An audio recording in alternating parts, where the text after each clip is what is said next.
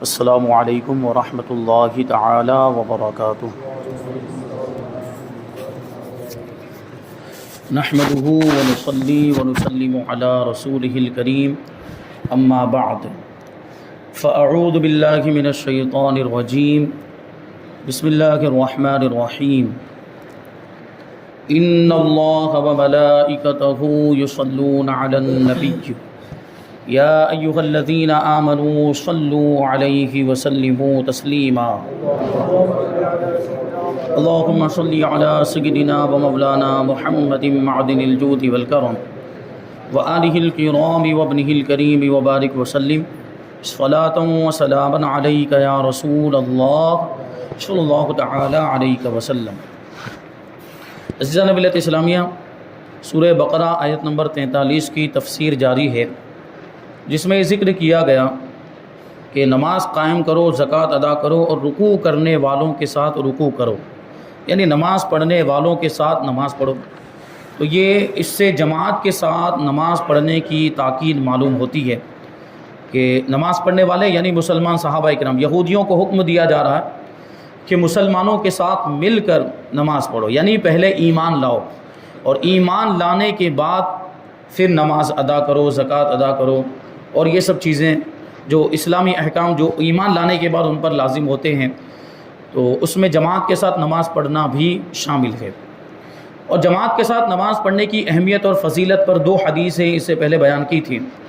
تیسری حدیث پاک جماعت کی فضیلت کے بارے میں حضرت ابو ہریرہ رضی اللہ تعالی عنہ سے روایت ہے، حضور پاک صلی اللہ علیہ وسلم نے ارشاد فرمایا کہ جو اچھی طرح وضو کر کے مسجد کو جائے اور لوگوں کو اس حالت میں پائے کہ وہ نماز پڑھ چکے ہیں، یعنی جماعت ہو چکی ہے، تو اللہ تبارک و تعالیٰ اسے بھی جماعت سے نماز پڑھنے والوں کے مثل ثواب عطا فرمائے گا، جماعت کے ساتھ نماز پڑھنے والوں کے برابر ثواب عطا فرمائے گا، اور ان کے ثواب میں کچھ کم بھی نہ ہوگا۔ یعنی جماعت کے ساتھ نماز پڑھنے والوں کو تو جماعت کے ساتھ نماز پڑھنے کا ثواب ملے گا ہی، اور جس کی جماعت چھوٹ گئی اس کو بھی جماعت کے ساتھ نماز پڑھنے کا ثواب مل جائے گا۔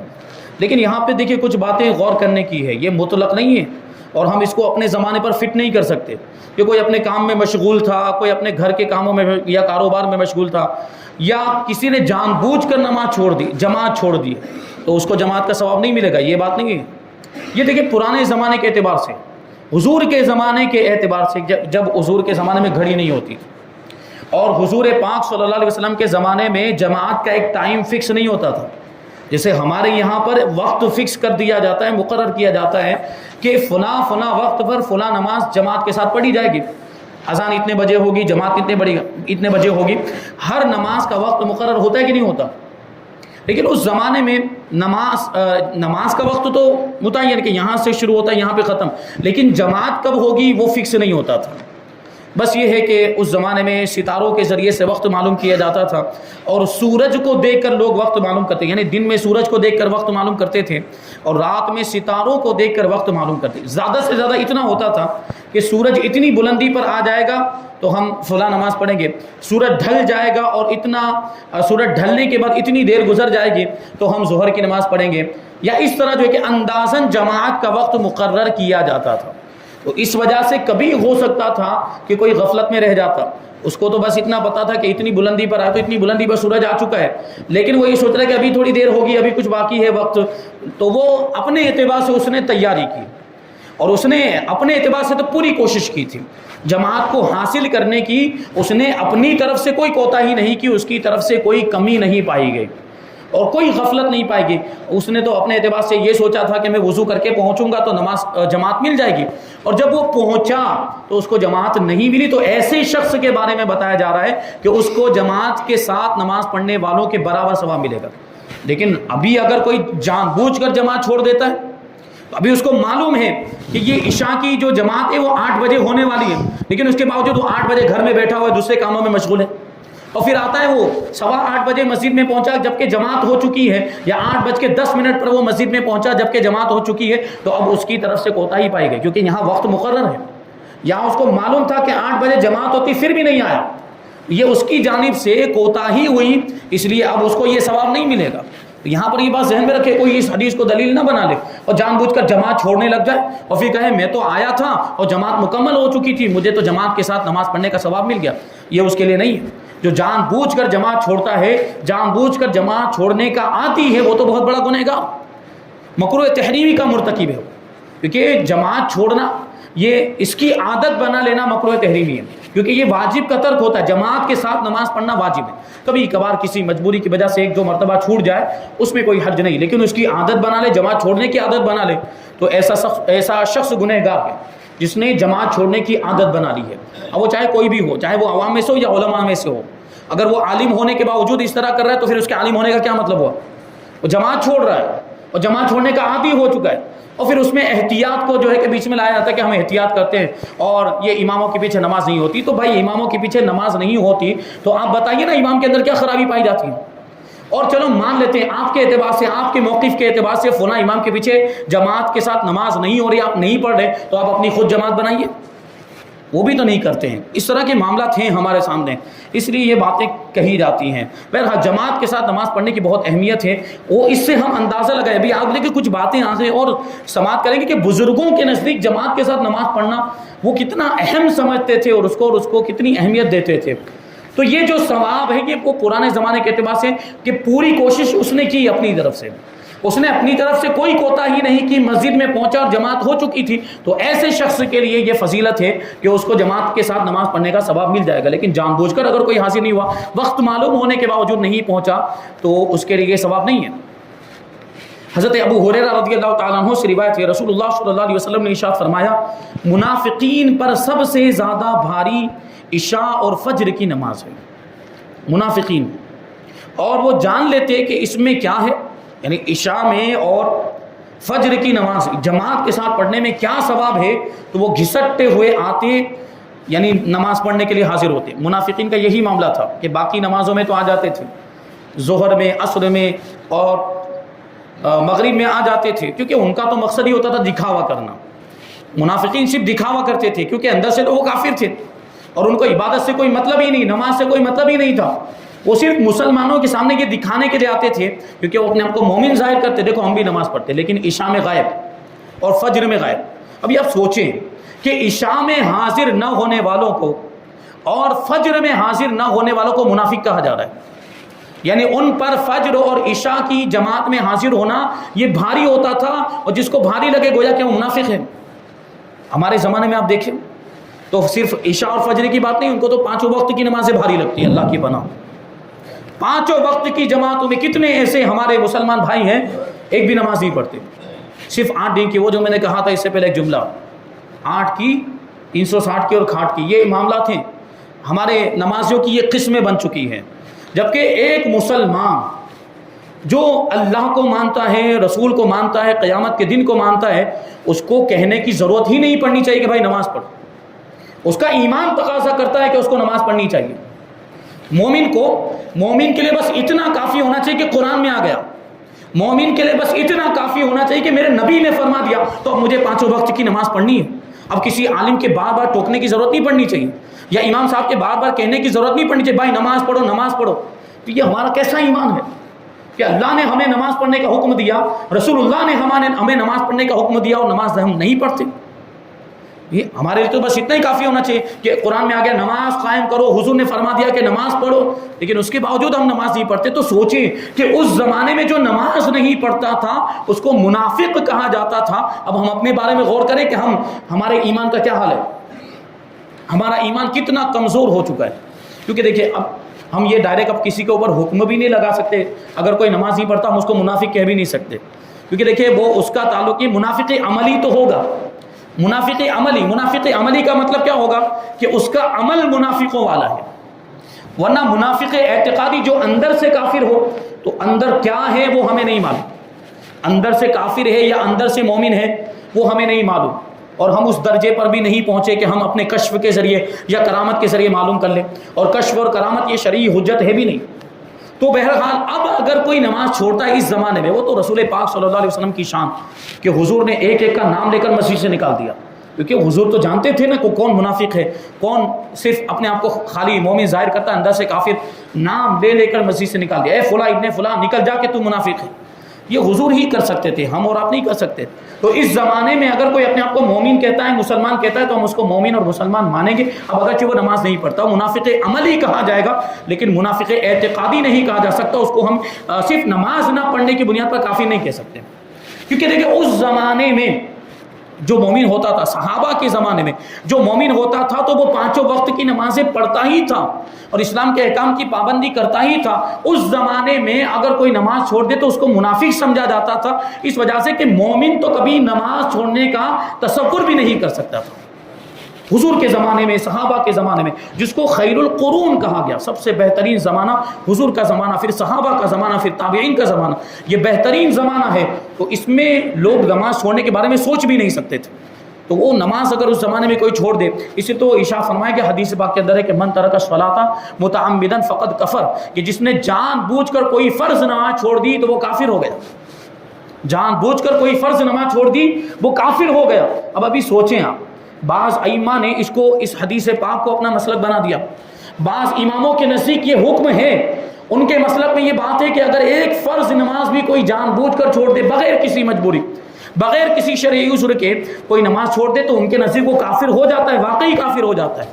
یہ ہمارے امام اعظم کا احسان ہے کہ انہوں نے اس میں تعویل کی، اس حدیث پاک میں انہوں نے تعویل کی اور یہ کہا زمانے کی غفلت کو دیکھتے ہوئے کہ یہاں کفر سے مراد کافر ہو جانا نہیں بلکہ کافروں والا کام، کہ جو جان بوجھ کر نماز چھوڑ دے اس نے کافروں والا کام کیا، کیونکہ کوئی کافر ہی نماز چھوڑ سکتا ہے، کوئی مومن تو نہیں چھوڑ سکتا۔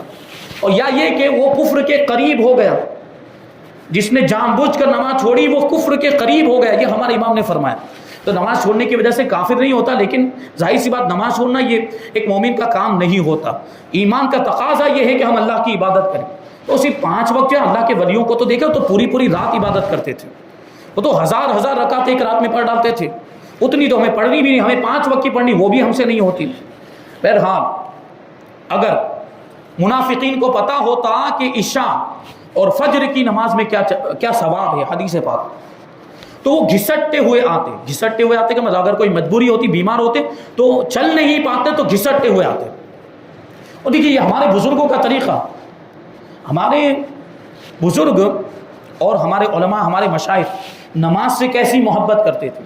اعلیٰ حضرت رضی اللہ تعالیٰ عنہ کا واقعہ آپ نے سنا ہوگا کہ آخری عمر میں جب بہت زیادہ کمزوری آ گئی، جب عمر زیادہ ہو جانے کی وجہ سے جو بڑھاپے کی کمزوری ہوتی ہے وہ، اس کے باوجود بھی جماعت کے ساتھ نماز ادا کرتے تھے اور مسجد میں جا کر مسجد کی حاضری بھی نہیں چھوڑتے، کیونکہ دیکھیں فرض نماز کی ادائیگی کے لیے مسجد کی حاضری بھی ضروری ہے۔ تو ایسا بھی ہو سکتا تھا کہ اپنے کمرے میں، اپنے حجرے میں، اپنے مکان میں 2-4 لوگوں کو جمع کر کے جماعت کے ساتھ نماز پڑھ لیتے، نہیں، مسجد میں جا کے نماز۔ اب کہتے بھی تھے مریدین، چاہنے والے اور گھر کے افراد کہ حضرت آپ کی تو یہ کیفیت ہے اور بیماری اور اتنی زیادہ ہو گئی، کمزوری اتنی زیادہ ہو گئی کہ شریعت نے بھی اب معاف کر دیا، شریعت بھی اجازت دیتی ہے کہ آپ گھر میں نماز پڑھ لیں۔ ایسی کمزوری کے عالم میں جو رخصت ملتی ہے، جماعت چھوڑنے کی رخصت ملتی ہے، تو وہ رخصت کا ثبوت ہو چکا ہے، لیکن اس کے باوجود امام کہتے ہیں نہیں، میں نماز پڑھوں گا تو جماعت کے ساتھ پڑھوں گا، وہ بھی مسجد میں حاضر ہو کر۔ اور اتنی کمزوری کے باوجود کہ چل نہیں پاتے تھے، اعلیٰ حضرت رضی اللہ تعالیٰ عنہ حکم دیتے کہ آپ کو کرسی پر بٹھایا جاتا تھا، پھر 2 لوگ مل کر اس کرسی کو اٹھاتے اور آپ کو لے جا کر مسجد میں پہنچا دیتے۔ چل نہیں پا رہے، لیکن روحانیت کا عالم یہ ہے کہ پکڑ کے پھر کھڑا کیا جاتا۔ جب جماعت کا وقت ہوتا تو اعلیٰ حضرت رضی اللہ تعالیٰ عنہ کو ایسے پکڑ کے کھڑا کیا جاتا اور جب اللہ اکبر کہہ لیتے تکبیر تحریمہ پھر چھوڑ دیا جاتا۔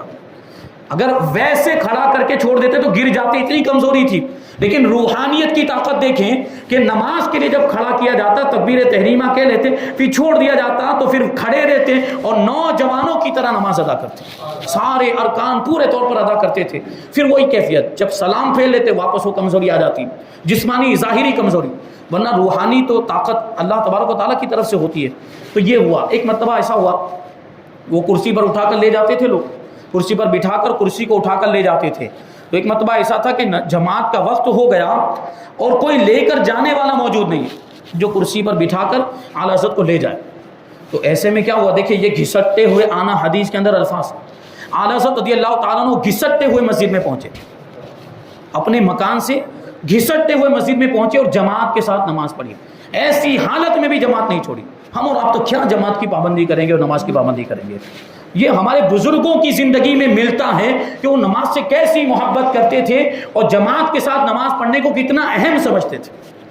ہم اور اب سوچیں یار، خالی اس بات پر ہم غور کریں کہ بندہ جب نماز میں ہوتا ہے تو اپنے رب سے ہم کلام ہوتا ہے، اپنے رب سے سجدے کی حالت میں سب سے زیادہ قریب ہوتا ہے اور اپنے رب سے مناجات کر رہا ہوتا ہے، سرگوشی کر رہا ہوتا ہے، گفتگو کر رہا ہوتا ہے.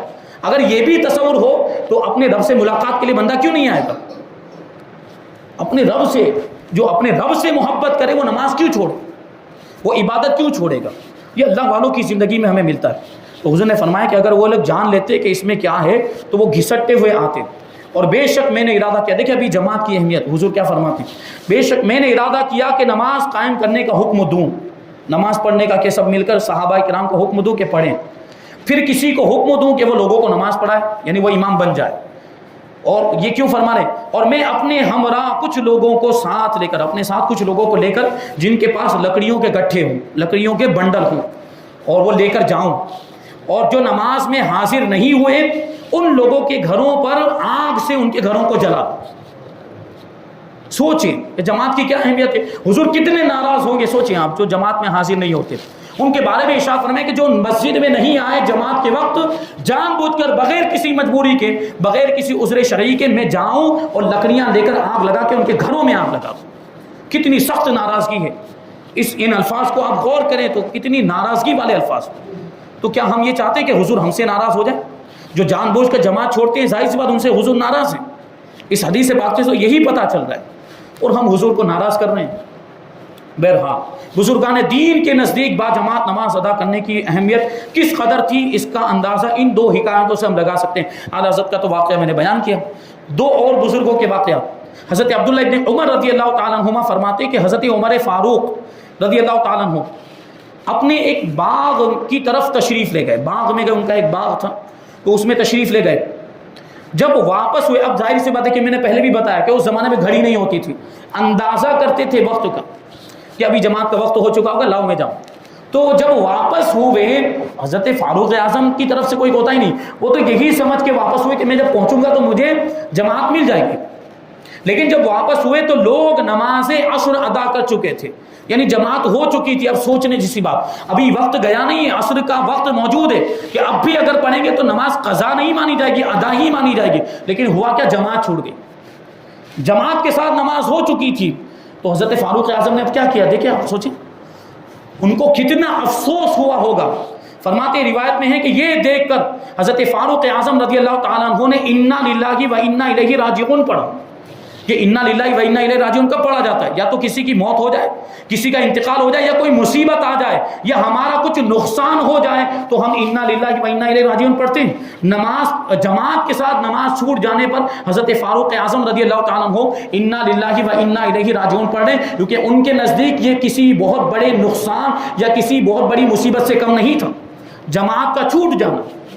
یہ بزرگان دین کی زندگی میں ہمیں ملتا ہے. اور پھر اتنا ہی نہیں کہ صرف انا للہ و انا الیہ راجعون پڑھ لیا ہو، نہیں، پھر کیا کیا، آگے دیکھیں ارشاد فرمایا میری عصر کی جماعت فوت ہو گئی، لہٰذا میں تمہیں گواہ بناتا ہوں کہ میرا یہ باغ یہ مسکینوں پر فقیروں پر صدقہ ہے کہ یہ اس کام کا کفارہ ہو جائے جو میری جماعت چھوٹ گئی. اور جماعت کیوں چھوٹی تھی؟ اسی باغ میں جانے کی وجہ سے اور اسی باغ میں مشغول رہنے کی وجہ سے جماعت چھوٹی تھی. تو فاروق اعظم نے اسی باغ کو صدقہ کر دیا کہ یہی غفلت کا سبب بنا. یہ فاروق اعظم کہ جماعت چھوٹ گئی تو پورا باغ ہی صدقہ کر دیا. یہ شان ہوتی ہے. حضرت حاتم اصم رحمۃ اللہ تعالی علیہ فرماتے ہیں کہ ایک مرتبہ میری با جماعت نماز فوت ہو گئی. یہی بات ہے، نماز فوت نہیں ہوئی کہ وقت گزر گیا، نہیں، جماعت چھوٹی ہے صرف. حضرت حاتم اصم بہت بڑے محدث ہیں، بہت بڑے عالم دین. وہ کہتے ہیں کہ ایک مرتبہ میری جماعت چھوٹ گئی تو حضرت ابو اسحاق بخاری رحمۃ اللہ تعالی علیہ کے علاوہ کسی نے میری تعزیت نہیں کی. مطلب کیا ہوا کہ حضرت حاتم اصم کیا سمجھ رہے ہیں کہ میری تعزیت کے لیے لوگوں کو آنا چاہیے. تعزیت کا مطلب کیا ہوتا ہے؟ تسلی دینا. ابھی کسی کا انتقال ہو جائے، کسی کے یہاں پہ خدا نہ خواستہ کسی کے والد صاحب کا انتقال ہو گیا تو ہم جاتے ہیں اس کے یہاں پہ اس کو تسلی دینے کے لیے. اسی کو تعزیت کہا جاتا ہے، اسی کو تعزیت کہا جاتا ہے. تو حضرت حاتم اصم کہتے ہیں میری نماز جماعت فوت ہو گئی لیکن میری تعزیت کے لیے کوئی نہیں آیا، صرف حضرت ابو اسحاق بخاری آئے. تو جس طرح کسی کا انتقال ہو جانا یہ ایک مصیبت ہوتی ہے، یہ ایک غم کی بات ہوتی ہے، یہ تکلیف کی بات ہوتی ہے، اور اس کی وجہ سے آدمی کے دل میں جو ہے کہ وہ رنج کی کیفیت پیدا ہوتی ہے. تو حضرت حاتم اصم جماعت چھوٹ جانے کو بھی اس کے برابر مانتے گویا. تو کیا فرماتے ہیں کہ حضرت ابو اسحاق بخاری کے علاوہ کسی نے میری تعزیت نہیں کی. پھر فرماتے ہیں کہ اگر میرا بچہ فوت ہو جاتا، میرے بیٹے کا انتقال ہو جاتا، تو 10,000 سے زیادہ لوگ میری تعزیت کرنے کے لیے آتے، لیکن میری جماعت فوت ہو گئی تو کوئی تعزیت کے لیے نہیں آیا. کیا مطلب؟ کیا لوگوں کے نزدیک دینی نقصان اور دنیاوی نقصان دنیاوی نقصان سے کم ہو گیا؟ بیٹے کا فوت ہو جانا یہ دنیاوی نقصان ہے، اور بیٹا فوت ہو جائے تو ہزاروں لوگ تعزیت کے لیے آتے ہیں، اور میری جماعت چھوٹ گئی یعنی میرے دین کا نقصان ہو گیا، اور کوئی بھی مجھے تسلی دینے کے لیے نہیں آ رہا، کوئی بھی میری تعزیت کرنے کے لیے نہیں آ رہا. یہ بزرگوں کی نگاہ میں جماعت کی اہمیت. اور ایک بات یہاں پر یہ بھی ذہن میں رکھیں کہ اگر ہم نمازوں کی پابندی کرنا چاہتے ہیں، ہمارے ایک استاد گرامی فرمایا کرتے تھے کہ اگر ہم چاہتے ہیں کہ ہم نماز کے پابند بن جائیں تو جماعت کی پابندی کریں، خود بخود نمازوں کی پابندی ہوگی. اور تکبیر اولیٰ کے ساتھ، یہ بزرگان دین کا طریقہ، پہلی تکبیر کے ساتھ جماعت میں شامل ہوں تو اس کی ایک الگ ہی فضیلت ہے اور ایک الگ ہی کیفیت ہوگی. پھر آپ دیکھیں دنیا کے بھی کام بنیں گے اور آخرت کا تو ثواب ہے ہی. آخرت کا جماعت کے ساتھ نماز، اللہ کی عبادت کر رہے ہیں، اللہ کی بندگی، ہم اپنے مقصد حیات کو ادا کر رہے ہیں. اللہ نے ہمیں کیوں پیدا کیا؟ وما خلقت الجن والانس الا ليعبدون، کہ میں نے انسان اور جنات کو صرف اس لیے پیدا کیا کہ وہ میری عبادت کریں. یہ ہماری زندگی کا مقصد ہے، اور اسی مقصد کو ہم نے بھلا دیا ہے. اللہ تبارک و تعالیٰ سب مسلمانوں کو با جماعت نماز ادا کرنے کی توفیق عطا فرمائے. یہ بات بھی ذہن میں رکھیے، یہ اکثر میں کہتا رہتا ہوں کہ ایک درخت ہوتا ہے جو ہرا بھرا ہے، اس میں پھل بھی لگے ہوئے ہیں، اس کے پتے بھی ہرے بھرے ہیں، تو اس کی طرف لوگوں کی توجہ بھی ہوتی ہے یا اسی سے پھل حاصل کرتے ہیں. لیکن دوسرا جو درخت ہے وہ بالکل سوکھ گیا ہے اور اس کے پتے بھی جھڑ گئے، اس پر کوئی پھل بھی نہیں ہے. یہ دونوں درخت، تو اب وہ جو بالکل سوکھ گیا، بالکل مرجھا گیا، وہ پھل لوگوں کو کوئی فائدہ، وہ درخت لوگوں کو کوئی فائدہ نہیں پہنچا پاتا، وہ بیکار مانا جاتا ہے. جو درخت سوکھ گیا ہے، جو پیڑ سوکھ گیا، اس کے پتے بھی جھڑ گئے، پھل بھی نہیں ہے، وہ بیکار مانا جاتا ہے، بالکل بے فائدہ. بالکل اسی طریقے سے یہ ہماری زندگی، کہ جو شخص نماز پڑھتا ہے، اللہ کی عبادت کرتا ہے، اس کی زندگی اس ہرے بھرے درخت کی طرح ہے جس میں پتے بھی لگے ہوئے ہیں، جو پھل بھی دیتا ہے، یعنی لوگوں کو فائدہ پہنچاتا ہے، یعنی اس کی زندگی کام کی ہے جو عبادت کرتا ہے. لیکن جو اللہ کی عبادت نہیں کرتا، جو نماز نہیں پڑھتا، نماز کی پابندی نہیں کرتا، اس کی مثال وہ مرجائے ہوئے درخت کی طرح جو بالکل بیکار ہے. یعنی جو نماز نہیں پڑھتا اس کی زندگی بھی بیکار ہے. تو ہمیں غور کرنا ہے کہ ہمیں اپنی زندگی کیسی بنانی ہے، ہرے بھرے درخت کی طرح بنانی ہے یا پھر مرجائے ہوئے درخت کی طرح بنانی ہے. تو ہمیں نمازوں کی پابندی کرنی چاہیے، جماعت کی بھی پابندی کرنی چاہیے کہ یہ اللہ کی عبادت ہے، اور عبادت سے کبھی بھی غافل نہیں ہونا چاہیے. کہ مومن اور مسلمان بندے کو اللہ تبارک و تعالیٰ جو کچھ بھی بیان ہوا اس پر ہم سب کو عمل کرنے کی توفیق عطا فرمائے، اور نور قرآن سے ہم سب کے دلوں کو روشن اور منور فرمائے. وما علینا الا البلاغ. السلام علیکم.